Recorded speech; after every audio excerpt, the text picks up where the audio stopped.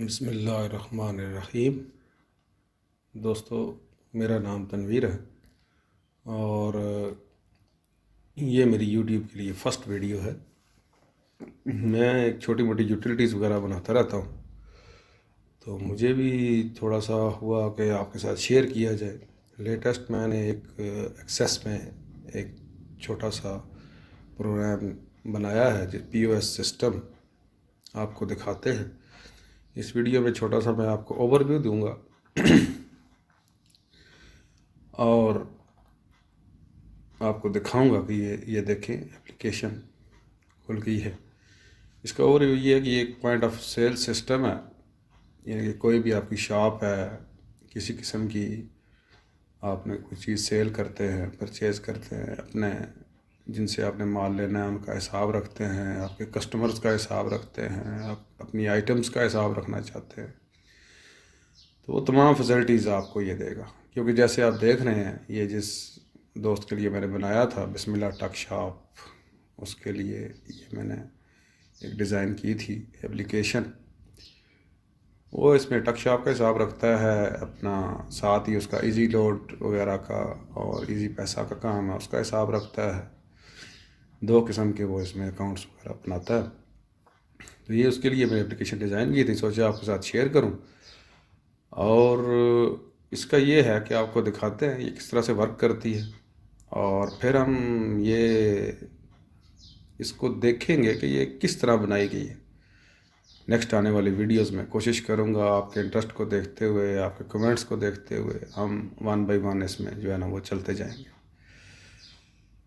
सबसे पहले जब आप इसको ओपन करते हैं तो लॉगिन स्क्रीन आती है। ये लॉगिन स्क्रीन इसलिए आती है कि फ़िलहाल आप किसी भी यूज़र अकाउंट से इसमें एक्सेस नहीं है आपकी, और आप यूज़र नेम और पासवर्ड देंगे तो ये आपको एक्सेस करेगा। ये यूज़र एक्सेस लेवल टाइप है, यानी कि अगर आप एडमिन के अकाउंट से लॉगिन करेंगे तो ये आपके बहुत सारे ऑप्शन सारे ओपन होंगे। जिस तरह अभी आप देख रहे हैं ये डिसेबल हैं सारे, और लॉग्ड इन यूज़र भी कोई नहीं है, ये भी डिसेबल हैं। सिर्फ आपका एक लॉग आउट और एग्ज़िट का जो है वो है।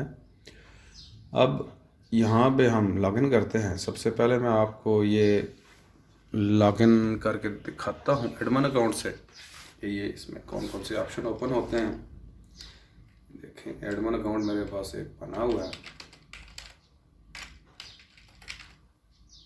एंटर प्रेस किया तो ये एडमिन अकाउंट में ये खुल गई है एप्लीकेशन। अब जैसे ही एडमिन से लॉगिन हुए तो ये देखें, ये इसका एक ऑप्शन है आपके पास। आप एक दो चीज़ें और भी आ गई हैं, जिसको आप कह सकते हैं डैशबोर्ड है। इस डैशबोर्ड में आप ये ऊपर देखें कुछ इन्फॉर्मेशन आ रही है, जिस तरह मंथली सेल, ये करंट मंथ सेल है। इसमें आपकी जो शॉप की जो सेल हुई है तो ये सारा है। उसके बाद यस्टरडे कौन सी सेल, ये तमाम एक टेस्ट डेटा है, ये कोई ओरिजिनल नहीं है। हमने इसमें टेस्ट वैल्यूज़ डाली हैं कुछ अपने दोस्त की दुकान की, और ये उसमें आइटम्स डाले हैं और सेल करके चेक किया है। इसमें आप जब आइटम्स डालेंगे, सेल करेंगे, तो ये टुडे सेल कितनी हुई है, टोटल रिसीवेबल्स, आपने कस्टमर से कितने पैसे जो लेने हैं, जिन्होंने आपसे उधार लिया हुआ है, टोटल पेएबल्स, सप्लायर्स को जितनी पेमेंट करनी है जिनसे आपने उधार लिया हुआ है। लास्ट 10 डे सेल आपको यहाँ पे दिखा रहा है। जो आइटम्स आपके स्टॉक में लो चल रहे हैं, यानी कि उनकी क्वांटिटी कम रह गई है, जिस तरह 0 है, 1 है, -1 ये इसलिए दे रहा है कि हम ज़्यादा सेल कर चुके हैं। एंट्रीज डालने की वजह से परचेज़ की एंट्री डाली है तो ये -1 हो गया। खैर ये ओरिजिनली तो नहीं आएगा, ज़रा जितनी आप परचेज़ करेंगे उतनी सेल करेंगे।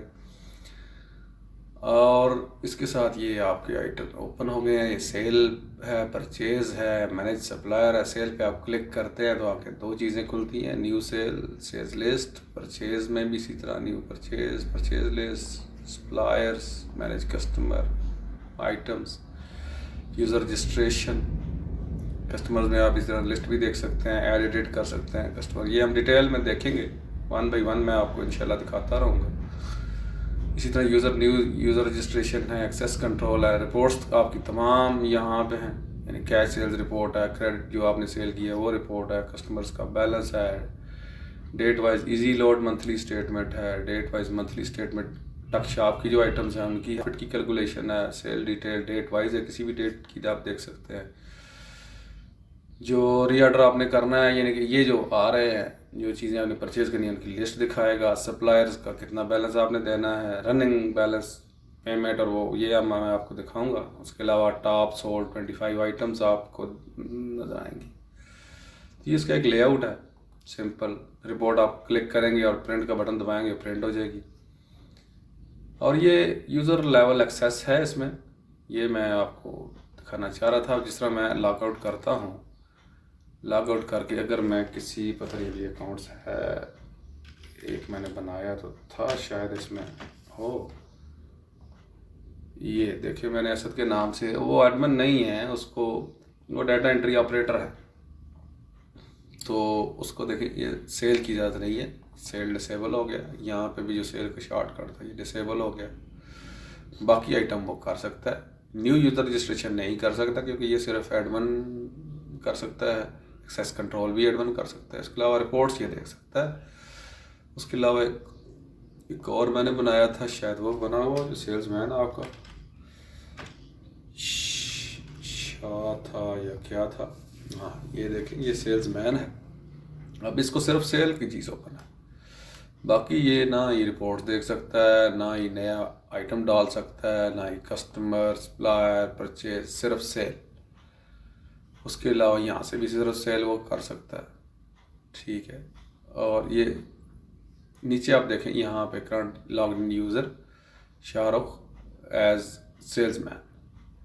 अगर मैं किसी और से होता हूँ तो वो असद से करता हूँ तो ये आपको दिखाएगा login user Asad Javed as data entry. ये सिर्फ डाटा एंट्री करेगा। और जिस तरह अभी एडमिन का है, ये देखें, सॉरी,